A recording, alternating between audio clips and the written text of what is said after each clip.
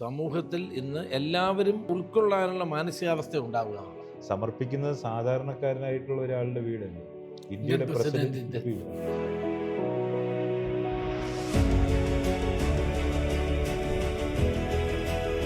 നമ്മുടെ രാജ്യത്തിൻ്റെ സംസ്കാരം, നമ്മുടെ രാജ്യം മറ്റുള്ള ആളുകൾക്ക് നൽകുന്ന ആ ഒരു സ്വീകരണം. അദ്ദേഹം പറഞ്ഞ മലയാളികൾ അത് കരുതിയിരിക്കണം. ഇന്ത്യ എന്ന് പറയുന്ന ഈ രാജ്യത്തുണ്ടാകുന്ന സാധ്യത വളരെ വലുതാണ്. ഞാൻ ഈ പേപ്പറുമായിട്ട് അദ്ദേഹത്തിൻ്റെ ഈ മുറിയിൽ ചെന്ന സമയത്ത് അദ്ദേഹത്തിൻ്റെ മുഖം എന്ന് പറയുന്നത് വളരെ നിർവികാരമാണ്. നമ്മുടെ രാജ്യം ആളുകളെ ഉൾക്കൊണ്ട പോലെ തന്നെ അങ്ങനെയുള്ള രാജ്യങ്ങൾ നമ്മളെയും ഉൾക്കൊള്ളുന്നൊരു സ്ഥിതിവിശേഷത്തിലൂടെ കടന്നു പോകുമ്പോൾ ഇങ്ങനെയുള്ള കാര്യങ്ങളെ സാർ നേരത്തെ പറഞ്ഞ വളരെ പ്രസക്തമായിട്ടുള്ള കാര്യമാണ്. നമ്മുടെ രാജ്യത്തുണ്ടാകുന്ന എല്ലാ കാര്യങ്ങളും ജനങ്ങൾക്ക് ജീവിക്കാൻ ആസ്പദമായിട്ടുള്ള കാര്യങ്ങളെ എല്ലാ സ്ഥലത്തും ബാലൻസ് ചെയ്തു പോകാനുള്ള ഒരു കാര്യമെന്ന് പറയുന്നത് ഉണ്ടാകണം. അപ്പം ഞാനിപ്പോൾ നമ്മളെല്ലാ സ്ഥലത്ത് പോയിട്ടും പറയുന്നതും പ്രചരിപ്പിക്കുന്നതും എല്ലാം എന്ന് പറയുന്നത് നമ്മുടെ രാജ്യത്തിൻ്റെ ബഹുസ്വരതയും നമ്മുടെ രാജ്യത്തിൻ്റെ സംസ്കാരവും നമ്മുടെ രാജ്യം മറ്റുള്ള ആളുകൾക്ക് നൽകുന്ന ആ ഒരു സ്വീകരണവും നമ്മുടെ രാജ്യത്തേക്ക് ആർക്കും കടന്നു വരാൻ കഴിയുന്ന സ്വീകാര്യതയും ഇത് യഥാർത്ഥത്തിൽ ഇന്ന് ഉണ്ടായ കാര്യമല്ല. സാർ നേരത്തെ പറഞ്ഞതുപോലെ നമ്മുടെ ആത്മീയ പുരുഷന്മാരായിട്ടുള്ള ആളുകൾ, ഈ രാജ്യത്തിൻ്റെ സംസ്കാരം നെയ്തെടുത്ത ആളുകൾ, അവരൊക്കെ ഒരു കാലഘട്ടത്തിൽ എന്താ പറയുക, നൂറ്റാണ്ടുകൾക്ക് മുമ്പോ അല്ലെങ്കിൽ ആയിരക്കണക്കിന് വർഷങ്ങൾക്ക് മുമ്പോ അവർ നമ്മുടെ രാജ്യത്തിന് നൽകിയ അവരുടെ ചിന്തയും അവരുടെ സങ്കല്പവും അവരുടെ പ്രാർത്ഥനയും ഒക്കെ കൊണ്ട് അവർ നൽകിയ ആ സന്ദേശങ്ങളുടെ ഒരു നക്ഷലാണ് യഥാർത്ഥത്തിൽ നമ്മളെ പോലെയുള്ള ആളുകൾക്ക് പ്രചരിപ്പിക്കുവാനായിട്ട് തീർച്ചയായിട്ടും. അല്ല, അപ്പം നമ്മൾ സമൂഹത്തിൽ ഇന്ന് എല്ലാവരെയും ഉൾക്കൊള്ളാനുള്ള മാനസികാവസ്ഥ ഉണ്ടാവുക എന്നുള്ളത്. തീർച്ചയായിട്ടും.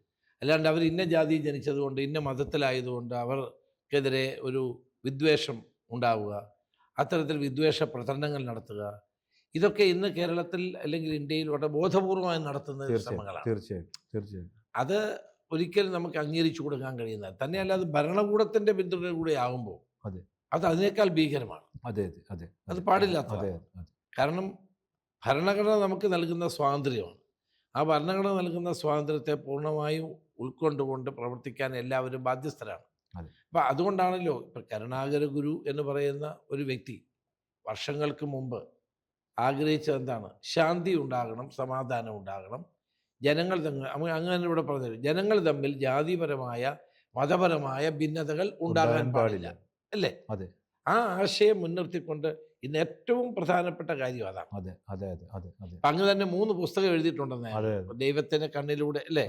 ദൈവത്തിനെ സ്വന്തം കണ്ണിലൂടെ ഒരു പുസ്തകം നമ്മുടെ ശ്രേഷ്ഠ ബുക്സാണ് ഇറക്കിയത്. ഒന്ന് ബാല്യത്തെ സംബന്ധിച്ച മാതൃഭൂമിയും എല്ലാം ഈ മോട്ടിവേഷനും ഒക്കെ ആയിട്ട് ബന്ധപ്പെട്ട് അത് 3 പുസ്തകങ്ങളാണ് വലിയ തോതിൽ വിറ്റുപോയ പുസ്തകങ്ങൾ. ഗുരുവിന്റെ ജീവചരിത്രം ഞാൻ എഴുതിയായിരുന്നു. 5-8 പതിപ്പുകൾ ഇറക്കിയിട്ടുണ്ടെന്നാണ് എനിക്ക് കാണാൻ കഴിയുന്നത്. അപ്പം എൻ്റെ ഒരു കാഴ്ചപ്പാടുകളിൽ ഞാൻ കാണുന്നത് ഭാരതത്തിൽ ഉണ്ടായിട്ടുള്ള എല്ലാ ഋഷിമാരും സന്യാസിമാരും അവരൊക്കെ സർവസംഘ പരിത്യാഗികളാണ്. അവർക്ക് വേണ്ടി ഒന്നും ചെയ്യുന്നില്ല. അവർ അല്പഭക്ഷണം കഴിച്ചും ലളിതമായ വസ്ത്രധാരണം ധരിച്ചും സമൂഹത്തിനും ജനങ്ങൾക്കും വേണ്ടി ജീവിച്ചവരും ജീവിതത്തിന് ശേഷവും ശേഷിപ്പുകൾ നൽകി മുന്നോട്ട് പോയവരാണ്. അപ്പം ഇന്നെന്തുകൊണ്ടാണ് നവജ്യോതി കരുണാകര ഗുരുദേവനെ അതിലെ ആളുകൾ ആദരിക്കുന്നത്? അദ്ദേഹം നൽകിയ ആ സന്ദേശമാണ്. അപ്പം ആ സന്ദേശം ഇന്ന് കേരളത്തിലെ ജനസമൂഹം അംഗീകരിച്ച് മുന്നോട്ട് പോകേണ്ട കാലമാണ്. ഇപ്പം നമ്മുടെ കേരളത്തിലുണ്ടായിട്ടുള്ള നവോത്ഥാന പ്രവർത്തനങ്ങൾക്ക് ഇത്തരം ഋഷിപുങ്കവന്മാരും സന്യാസിമാരും ഗുരുക്കന്മാരും നൽകിയിട്ടുള്ള സംഭാവനകൾ വളരെ വലുതാണ്. അതോടൊപ്പം തന്നെ ക്രൈസ്തവ മതത്തിലും ഇസ്ലാം മതത്തിലുമുള്ള സൂഫിമാരാണെങ്കിലും അതോടൊപ്പം തന്നെ അച്ഛന്മാരാണെങ്കിലും പുരോഹിതന്മാരാണെങ്കിലും അവർക്കും അവരുടേതായ നിലയിലുള്ള സംഭാവന നൽകാൻ കഴിഞ്ഞിട്ടുണ്ട്. മാത്രമല്ല, സ്വാമിജിക്ക് അറിയാമല്ലോ, നമ്മുടെ ആളുകൾക്ക് ആ ഒരു വിദ്യാഭ്യാസം കൂടെ കിട്ടിയതിൻ്റെ ഫലമായി, അല്ലേ? തീർച്ചയായിട്ടും. ആ വിദ്യാഭ്യാസം കൂടെ കിട്ടിയത് കൊണ്ടാണ് ലോകത്തെല്ലാം പോകാൻ കഴിഞ്ഞത്. ഇന്ന് കഴിഞ്ഞ ദിവസം ഞാൻ സാം പെട്രോയോട് സംസാരിച്ചു. എൻ്റെ യൂട്യൂബിൽ അത് വന്നു. അടുത്ത 10 വർഷത്തിനിടയിൽ ഏതാണ്ട് 10 ലക്ഷത്തോളം ആരോഗ്യ പ്രവർത്തകരെ അമേരിക്കയിൽ വേണമെന്ന് അദ്ദേഹം പറഞ്ഞു. മലയാളികൾ അത് കരുതിയിരിക്കണം. അതെ. അവരെ ആവശ്യമുണ്ട്. അതെ. അവരുടെയൊക്കെ ജനസംഖ്യ കുറഞ്ഞുകൊണ്ടിരിക്കുകയാണ്. അതെ. അപ്പം നമ്മുടെ മനുഷ്യൻ നമുക്കുള്ള സാധ്യതകൾ വളരെ അതെ. വലുതാണ്. അതെ. അപ്പം കേരളം അതോടൊപ്പം തന്നെ ഇന്ത്യ എന്ന് പറയുന്ന ഈ രാജ്യത്തുണ്ടാകുന്ന മനഃശ് സാധ്യത വളരെ വലുതാണ്. അതെ. അതെ. അപ്പം നമ്മുടെ ഹ്യൂമൻ റിസോഴ്സസിനെ ഫലപ്രദമായി നമുക്ക് വിനിയോഗിക്കാൻ ഞാൻ കഴിയുക. സാറിൻ്റെ ഒരു ഇൻ്റർവ്യൂ MK മുനീറുമായിട്ടുള്ള ഒരു ഇൻ്റർവ്യൂ കണ്ടിരുന്നു. അപ്പോൾ അതിനകത്ത് എന്നെ കൂടുതൽ ആകർഷിച്ചതെന്ന് പറയുന്നത് ലഹരിക്കെതിരെയുള്ള പ്രവർത്തനങ്ങളെ സംബന്ധിച്ചിടത്തോളം അങ്ങനെയുള്ള ഇത് ഞാൻ സാറിൻ്റെ ട്രിവാൻഡ്രത്ത് നടത്തിയ സമിതി വന്നിരുന്നു. വന്നിരുന്നു എന്ന് മാത്രമല്ല വാക്കത്തോൺ അതിൽ പൂർണ്ണമായി ഈയിടെ കണ്ട ഈ ഒരു എന്താ പറയുക ബഹുജന പിന്തുണയോട് കൂടിയിട്ട് നടത്തിയ ഒരു അത്രയും വലിയൊരു മൂവ്മെന്റ് അത് പരക്കെ കേരളം മൊത്തം അത് ശ്രദ്ധിച്ചിരുന്നു, രാജ്യം മൊത്തം ശ്രദ്ധിച്ചിരുന്നു എനിക്ക് തോന്നുന്നു. മുഖ്യമന്ത്രി തന്നെ അതിനെ സംബന്ധിച്ചിടത്തോളം അതിനകത്ത് അതെല്ലാം ഞാൻ വളരെ ശ്രദ്ധാപൂർവം വീക്ഷിക്കുകയുണ്ടായി. അപ്പോൾ നേരത്തെ പറഞ്ഞത് ഇപ്പോൾ 10 ലക്ഷം ആളുകളെ, ചെറുപ്പക്കാരായിട്ടുള്ള ആളുകളെ അമേരിക്ക പോലെയുള്ള രാജ്യത്തിന് വേണമെന്ന് പറയുമ്പോൾ, നമ്മൾ ഭാവിയിൽ വേണമെന്ന് പറയുമ്പോൾ നമ്മുടെ ഈ ഹ്യൂമൻ റിസോഴ്സസ്, ഈ റിസോഴ്സസിനെ എന്താ പറയുക തയ്യാറാക്കി എടുക്കേണ്ടുന്ന ഭാരിച്ച ഉത്തരവാദിത്വം കൂടി നമുക്കുണ്ട്. അപ്പോൾ സമൂഹത്തിൽ ഇന്ന് കാണുന്ന ഈ പറയുന്ന പോലെയുള്ള യുവാക്കളായിട്ടുള്ള ആളുകൾ അല്ലെങ്കിൽ യുവതികളായിട്ടുള്ള ആളുകൾ, കുട്ടികളായിട്ടുള്ള ആളുകൾ ലഹരി പോലെയുള്ള കാര്യങ്ങളിലേക്ക് ഇങ്ങനെ ചിന്തകൾ തിരിച്ചു വിടുന്ന സമയത്ത് അവരെ കൃത്യമായി അവരെ അഡ്രസ്സ് ചെയ്യുവാൻ കഴിയുന്ന ഒരു ഐഡിയോളജി മുന്നോട്ട് വെക്കുക എന്ന് പറയുന്നത് വളരെ അത്യാവശ്യം. ശാന്തിഗിരി ഡ്രഗ്സിനെതിരായി എതിരായിട്ടുള്ള ക്യാമ്പയിനുകളിൽ നടത്തുന്നുണ്ട്. സന്തോഷകരമായ കാര്യമാണ്. ഇന്നിപ്പോ നമുക്ക് ഏറ്റവും വലിയ പ്രശ്നം ഇതാണ്. അതെ, ജീവിതം പുകച്ചു കളയാണ്. അതെ. അതുകൊണ്ടാണ് ഞാൻ പ്രൗഡ് കേരളയുടെ നേതൃത്വത്തിൽ കേരളത്തിലെ 6-7 ജില്ലകൾ കഴിഞ്ഞു. പത്തനംതിട്ടയിൽ 1-2 ആളുകൾ വിളിച്ചു. വലിയ പരിപാടിയാണ്. കൊല്ലത്ത് വലിയ പരിപാടിയാണ്. അങ്ങനെ എല്ലായിടത്തും അതിനകത്ത് ഇപ്പൊ രാഷ്ട്രീയമൊന്നുമില്ല, എല്ലാവരും വരുന്നുണ്ട്. തദ്ദേശ സ്വയംഭരണ വകുപ്പ് മന്ത്രി MP രാജേഷും അദ്ദേഹം ഫേസ്ബുക്ക് പോസ്റ്റ് അഭിനന്ദിച്ചു.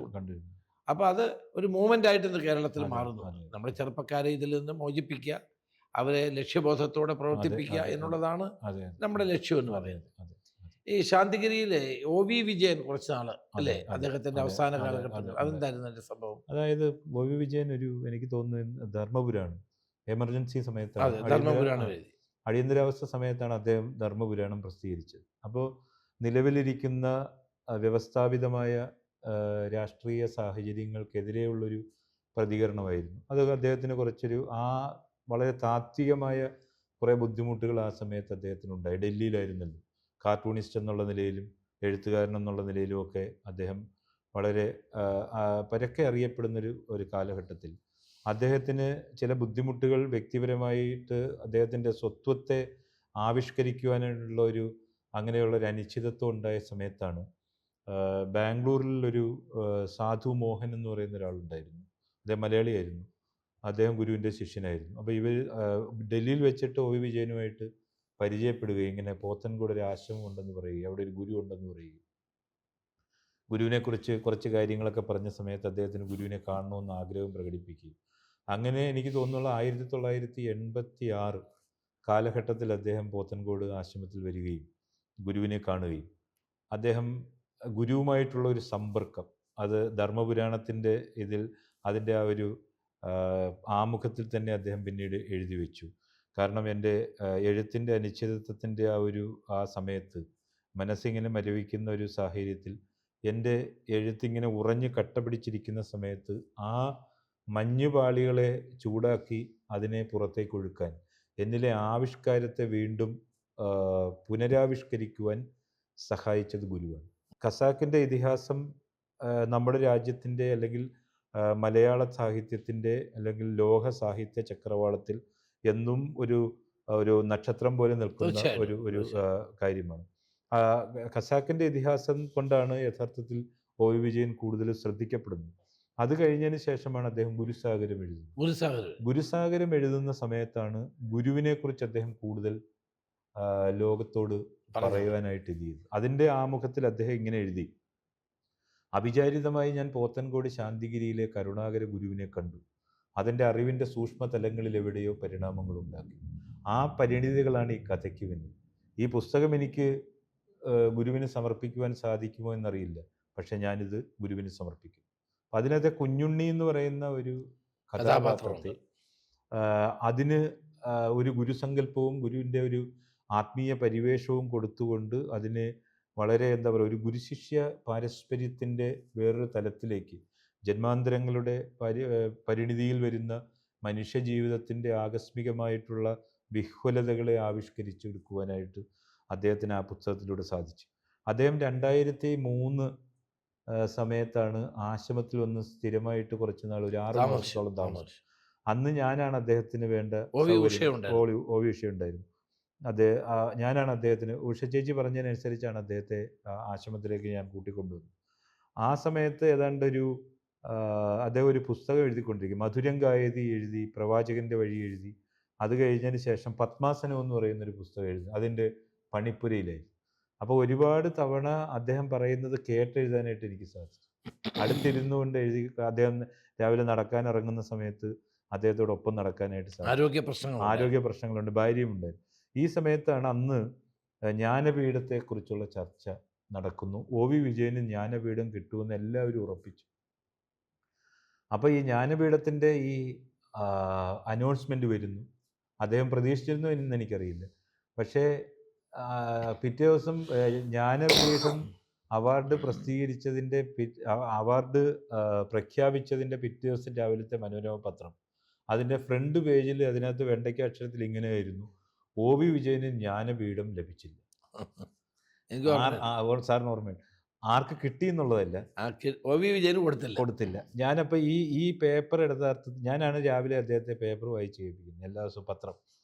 ഞാൻ ഈ പേപ്പറുമായിട്ട് അദ്ദേഹത്തിൻ്റെ ഈ മുറിയിൽ ചെന്ന സമയത്ത് അദ്ദേഹത്തിൻ്റെ മുഖം എന്ന് പറയുന്നത് വളരെ നിർവികാരമായി.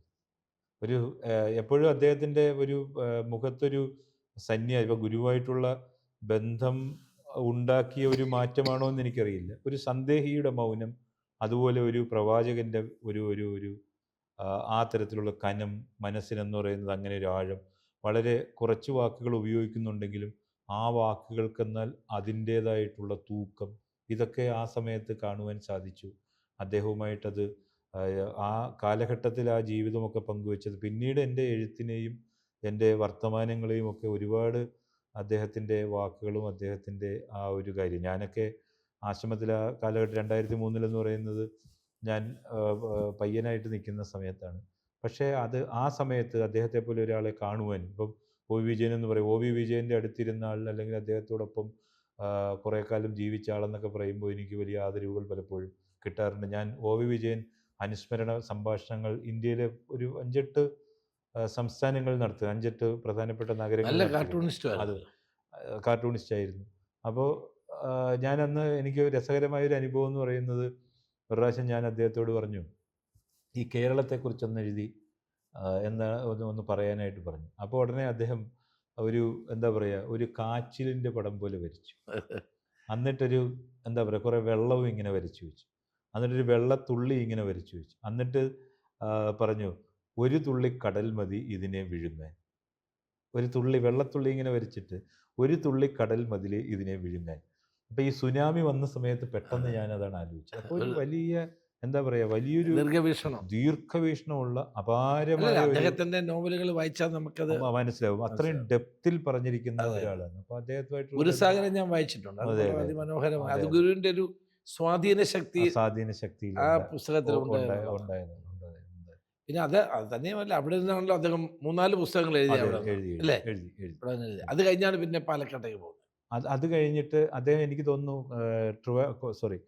ഈ ഉഷ ചേച്ചിക്ക് കേരള മഹാത്മാഗാന്ധി യൂണിവേഴ്സിറ്റി ജോലി ഉണ്ടായിരുന്നു. ആ സമയത്ത് അവരോടൊപ്പമാണ് അദ്ദേഹം മറ്റേ കോട്ടയത്ത് താമസിച്ചുകൊണ്ടിരുന്നത്.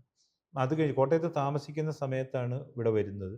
അത് കഴിഞ്ഞിട്ട് പിന്നെ കുറച്ച് നാൾ പാലക്കാടേക്ക് പോയി, പിന്നെ ഹൈദരാബാദിലേക്ക് പോയി. ഹൈദരാബാദിലായിരുന്നല്ലോ അദ്ദേഹത്തിൻ്റെ ഭാര്യയുടെ വീട്. അവിടെ വെച്ചാണ് മരണം. ഹൈദരാബാദ് വെച്ചാണ് മരിക്കുന്നത്. അതുപോലെ കെ ആർ നാരായണനും ഈ ആശ്രമവുമായിട്ട് വലിയ ബന്ധം. കെ ആർ നാരായണൻ സാറും അദ്ദേഹമായിട്ട് വളരെ അടുത്ത ബന്ധമുണ്ടായിരുന്നു. അദ്ദേഹം പ്രസിഡന്റ് ആയിരിക്കുന്ന സമയത്ത് അദ്ദേഹത്തിൻ്റെ സിസ്റ്റർ ഉണ്ടായിരുന്നു, കെ ആർ ഗൗരിയമ്മ. അപ്പോൾ കോട്ടയത്തൊരു മോഹൻ എന്ന് പറയുന്ന ആളുണ്ടായിരുന്നു, ഉഴവൂർ വീടിനടുത്ത്. അപ്പോൾ ഇദ്ദേഹമാണ് ഈ ഗൗരിയമ്മയെ ആശ്രമമായിട്ട് പരിചയപ്പെടുത്തുന്നത്. അപ്പോൾ ഒരു ദിവസം ഈ പ്രസിഡന്റ് ഈ മുഗൾ ഗാർഡനിൽ ഇങ്ങനെ നടക്കുന്ന സമയത്ത് ഗൗരിയമ്മ പോയിട്ട് ഇങ്ങനെ അനുജൻ്റെ കൂടെ ഇങ്ങനെ നടക്കുന്നു. നടക്കുന്ന സമയത്ത് ഈ ഗൗരിയമ്മ അനുജനോട് പറയും, നാരായണ സാറിനോട് പറയും, എനിക്കൊരു കാര്യം പറയാൻ. അപ്പോൾ പ്രസിഡന്റ് ഇങ്ങനെ പെട്ടെന്ന് തിരിഞ്ഞു നോക്കും, എന്താണെന്ന് ചോദിക്കും. അപ്പോൾ ഉടനെ ഗൗരിയമ്മ പറയും, ഞാനൊരു ആശ്രമത്തിൽ പോകുന്നുണ്ട്, ഇങ്ങനെ പോത്തൻകോട് ശാന്തിഗിരി ആശ്രമം. അപ്പോൾ അദ്ദേഹം അങ്ങനെ ആശ്രമത്തെക്കുറിച്ച് അത്ര വലുതായിട്ട് കേട്ടിട്ടില്ല, അദ്ദേഹം കൂടുതലും ഡൽഹിയിലാണ്. അപ്പോൾ ഇങ്ങനെ നല്ല ആശ്രമമാണ്, എനിക്കവിടെ ഒരു വലിയ സൗഖ്യം എനിക്ക് കിട്ടുന്നുണ്ട്, നമുക്കുള്ളതെല്ലാം ഗുരുവിന് കൊടുക്കും എന്ന് നാരായണ സാറിൻ്റെ അടുത്ത് പറഞ്ഞ സമയത്ത് എന്താണ്, അവർ താമസിക്കുന്ന അവരുടെ കുടുംബ വീടാണ്, വീട് ആശ്രമത്തിന് സമർപ്പിക്കാമെന്നാണ് യഥാർത്ഥത്തിൽ പറയുന്നത്. സമർപ്പിക്കുന്നത് സാധാരണക്കാരനായിട്ടുള്ള ഒരാളുടെ വീടല്ല, ഇന്ത്യയുടെ പ്രസിഡന്റിന്റെ വീടാണ്. അപ്പോൾ ഉടനെ നാരായണ സാർ ഇങ്ങനെ തിരിഞ്ഞു നോക്കി. അപ്പോൾ അദ്ദേഹത്തിന് ഈ ചേച്ചിയുമായിട്ട് വളരെ വലിയ ആത്മബന്ധമുണ്ട്. കാരണം ചേച്ചി പഠിക്കാനായിട്ട് പോകാതെ അനുജനെ പഠിപ്പിച്ചു. ഒറ്റപ്പാലത്ത് തിരഞ്ഞെടുപ്പ് നിൽക്കുന്ന സമയത്ത് അദ്ദേഹത്തിൻ്റെ എതിരാളിയായിട്ടുള്ള സാമാജികൻ അറിയാമല്ലോ, അദ്ദേഹം ഈ തെരഞ്ഞെടുപ്പ് പ്രചരണ വേളയിൽ പറഞ്ഞു, KR നാരായണന് മുണ്ടുടുക്കാൻ അറിയാൻ പറഞ്ഞു. അങ്ങനെ ഒരു പ്രസ്താവന ഇദ്ദേഹം നടത്തി. അപ്പോൾ ഉടനെ KR നാരായണൻ തിരിച്ച് പ്രതിവച്ചത് ഇങ്ങനെയാണ്, എനിക്ക് മുണ്ടുടുക്കാൻ മാത്രമല്ല മുണ്ട് മുറുക്കിയെടുക്കാനും അറിയാം. എൻ്റെ അച്ഛൻ വളരെ പാവപ്പെട്ടവനായിട്ടുള്ള ഒരു മനുഷ്യനായിരുന്നു, ഒരു വൈദ്യനായിരുന്നു. സാധാരണക്കാരായിട്ടുള്ള ആളുകൾക്ക് അദ്ദേഹം ദൂര സ്ഥലങ്ങളിൽ കൊണ്ടുപോയി മരുന്ന് കൊടുത്തിട്ട് അവർ കൊടുക്കുന്ന നെല്ലും അരിയും അങ്ങനെയുള്ള സാധനങ്ങളും ഒക്കെ രാത്രി കൊണ്ടുവന്ന് ഞങ്ങൾ മുഴുപട്ടിണിയോട് കൂടിയിട്ടാണ് രാത്രി കിടന്നുറങ്ങുന്നത്. രാത്രി 2 മണിക്കൊക്കെ അമ്മ ഇങ്ങനെ ഈ നെല്ല് കുത്തുന്ന ഉരലിനകത്തെ ശബ്ദം കേട്ടുകൊണ്ടാണ് ഞങ്ങൾ ചാടി എഴുന്നേക്കുന്നത്. അന്ന് സ്നേഹത്തോടു കൂടിയിട്ട് എൻ്റെ അമ്മ തന്ന ആ കഞ്ഞിയുടെ സ്വാദ് ജീവിതത്തിൽ ഇന്ന് വരെ ഞാൻ മറന്നുപോയിട്ടില്ല. ലോകത്തിൽ എവിടെയൊക്കെ എത്ര വലിയ ഡിന്നറുകളെ ഞാൻ അഭിമുഖീകരിച്ചിട്ടുണ്ടെങ്കിലും അത് കഴിച്ചിട്ടുണ്ടെങ്കിലും അമ്മയുടെ കയ്യിൽ നിന്നും കഴിച്ച ആ കഞ്ഞിയുടെ സ്വാദ് ഇതുവരെ ഞാൻ മറന്നുപോയിട്ടില്ല. അമ്മയെപ്പോലെ തന്നെയായിരുന്നു യഥാർത്ഥത്തിൽ KR നാരായണൻ സാർ സഹോദരിയെ ഓപ്പോളെ എന്നാണ് വിളിച്ചുകൊണ്ടിരുന്നത്. അപ്പം സഹോദരി ഈ കാര്യം പറഞ്ഞ സമയത്ത് വളരെ ഗൗരവത്തിൽ നിന്ന KR നാരായണൻ സാർ പെട്ടെന്ന് ചേച്ചിയുടെ കയ്യിൽ പിടിച്ചിട്ട് പറഞ്ഞു, ഓപ്പോളിൻ്റെ ആഗ്രഹം അതാണെങ്കിൽ നമുക്കത് ചെയ്യും. അദ്ദേഹം പ്രസിഡന്റ് ആയിരിക്കുമ്പോൾ അന്ന് MP-മാരെ കൂടെ കൊണ്ടുപോകും. അതെ അതെ അതെ. എന്നെ അന്ന് കൊണ്ടുപോകും. ഓസ്ട്രേലിയ വെച്ച് ഏറ്റവും മനോഹരമായ സ്ഥലത്ത് വെച്ചൊരു ഡിന്നർ ഉണ്ടായിരുന്നു. ആ ഡിന്നർ കഴിഞ്ഞിട്ട് ഞങ്ങളോട് ഞാനും വേറെ ആളും MA ബേബി ഉണ്ട്. അതെ അതെ. MA ബേബിയും പിന്നെ ഒരു MP ഉണ്ട്. ഞങ്ങളോട് ഈ കാര്യം പറഞ്ഞിട്ടുണ്ട്, ഈ കഞ്ഞിയുടെ കാര്യം. അപ്പൊ അന്ന് അവിടുത്തെ പ്രസിഡന്റ് ഓഫ് ഇന്ത്യയുടെ ഡിന്നർ എന്ന് പറഞ്ഞാൽ പിന്നെ പറയേണ്ട കാര്യം. പക്ഷെ അന്നും അദ്ദേഹം ഞങ്ങളോട് ഡിന്നർ കഴിഞ്ഞ് ഞങ്ങളിങ്ങനെ വർത്താനം പറയുമ്പോൾ ഇത് പറഞ്ഞിട്ടുണ്ട്, കുട്ടിക്കാലത്തെ അനുഭവങ്ങളുടെ കാര്യം പറഞ്ഞിട്ടുണ്ട്.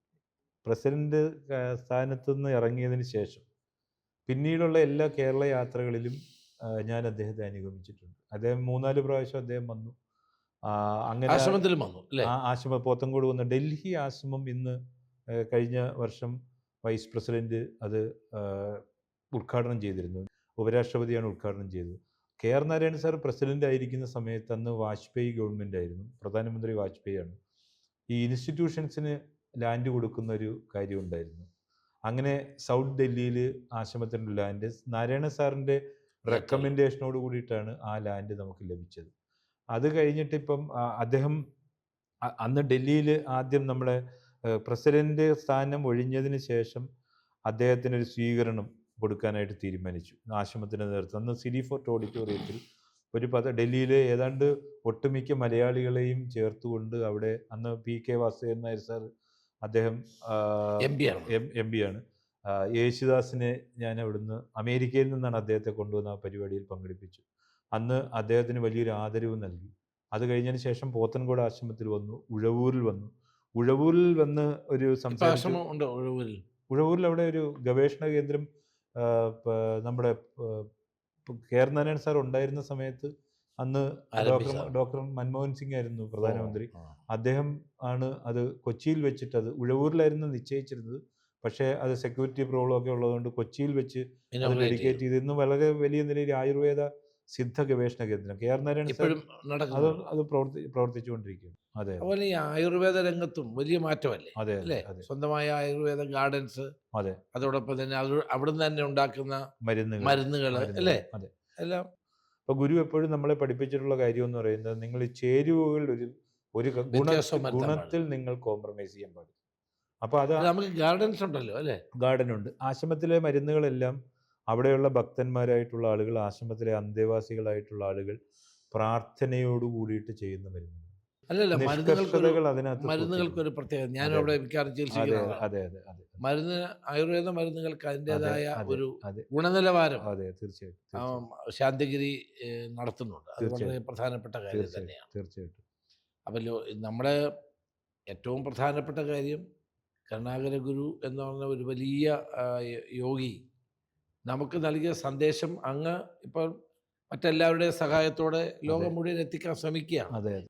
നമ്മുടെ ആശ്രമം യഥാർത്ഥത്തിൽ മുന്നോട്ട് വെക്കുന്ന കാര്യമെന്ന് പറയുന്നത് എല്ലാവരെയും ഉൾക്കൊള്ളുക എന്നുള്ളതാണ്. ഇൻക്ലൂസീവായി. ഇൻക്ലൂസീവായിട്ട്. അപ്പോൾ ഈ എന്താ പറയുക, പല രാജ്യങ്ങളിലും ഇപ്പോൾ വിദേശ രാജ്യങ്ങൾ, ബഹ്റിനിലുണ്ട്, അതുപോലെ ദുബൈയിലുണ്ട്, അബുദാബിയിലുണ്ട്, അമേരിക്കയിലുണ്ട്. അമേരിക്കയിലുണ്ട്. ഈ സ്ഥലങ്ങളിലെല്ലാം എന്ന് പറയുന്നത് അവിടുത്തെ ആളുകൾ, ചിലപ്പോൾ അറബികളായിരിക്കാം, ചിലപ്പോൾ അമേരിക്കക്കാരായിട്ടുള്ള സായിപ്പന്മാരായിരിക്കാം, അവിടെ ആളുകളുമായിട്ട് ചേർന്നിട്ടുള്ള അസോസിയേഷനുള്ള സെക്കുലർ സെന്ററുകളാണ് പ്രവർത്തിക്കുന്നത്. അപ്പോൾ അത് നമുക്ക് മാത്രം ചിലപ്പോൾ അവകാശപ്പെടാൻ സാധിക്കുക എന്ന് പറയുന്നത് അതൊരു കാര്യമില്ല. എല്ലാ ആളുകൾക്കും അവിടെ വരാം. എല്ലാ ആളുകൾക്കും യു കെയിലുണ്ട്. അവിടെ വന്നിരുന്നിട്ടെന്ന് പറയുമ്പോഴത്തേക്ക് എല്ലാ ആളുകൾക്കും പ്രാർത്ഥിക്കാം. ഒരു സർവ്വമത പ്രാർത്ഥനാ കേന്ദ്രമായിട്ടാണ് ശാന്തിഗിരിയുടെ പ്രസ്ഥാനങ്ങൾ എല്ലാ സ്ഥലത്തും. കേരളത്തിൽ ഉടനീളമുണ്ട്. കാസർഗോഡ് മുതൽ കന്യാകുമാരിയിൽ വലിയൊരു ആശ്രമമുണ്ട്, വിവേകാനന്ദ കേന്ദ്രത്തിൻ്റെ അടുത്ത് തന്നെ. അപ്പോൾ എല്ലാ ആളുകൾക്കും ഒരുപോലെ വരാൻ കഴിയുന്ന സ്ഥലം. ഇവിടെ പോത്തൻകോടാണെന്നുണ്ടെങ്കിലും ഈ പറയുന്ന പോലെ നമ്മൾ ഈ ശാന്തിഗിരി ഫെസ്റ്റ് ഒക്കെ നടക്കുന്ന സമയത്ത് വലിയൊരു വിജയമാണ്. അതെ, അതെ, ലക്ഷക്കണക്കിന് ആളുകൾ, എല്ലാ മതത്തിലുള്ള ആളുകൾ. അതെ, എല്ലാ ആളുകൾക്കും ഒരുപോലെ വരാൻ കഴിയുന്ന ഒരു ഇടം, അത് ശാന്തിഗിരി മാത്രമല്ല പല സ്ഥലങ്ങളും ഉണ്ട്. അങ്ങനെയുള്ള ഇടങ്ങളെ പ്രോത്സാഹിപ്പിക്കുക എന്നുള്ളതാണ് പ്രധാനമായിട്ടും നമ്മൾ ചെയ്തുകൊണ്ടിരിക്കുന്നത്. ഞാൻ അങ്ങോട്ട് സംസാരിക്കാനുള്ള ഒരു കാര്യം, ഇത് ജനങ്ങൾ അറിയണമല്ലോ. തീർച്ചയായിട്ടും ശാന്തിയും സമാധാനവും സമൂഹത്തിന് നൽകുന്ന കരുണാകര ഗുരുവിൻ്റെ ആശയങ്ങൾ വളരെ ഫലപ്രദമായ നിലയിൽ അങ്ങയുടെ നേതൃത്വത്തിൽ നടന്നു വരുന്നുണ്ട്. അത് വീണ്ടും മുന്നോട്ട് പോകട്ടെ, രാജ്യത്തിന് ഗുണമുണ്ടാകട്ടെ, ജനങ്ങൾക്ക് ഗുണമുണ്ടാകട്ടെ എന്നാണ് എൻ്റെ ആശംസ. അങ്ങയുമായി ഇത്തരം കാര്യങ്ങൾ സംസാരിക്കാൻ കഴിഞ്ഞത്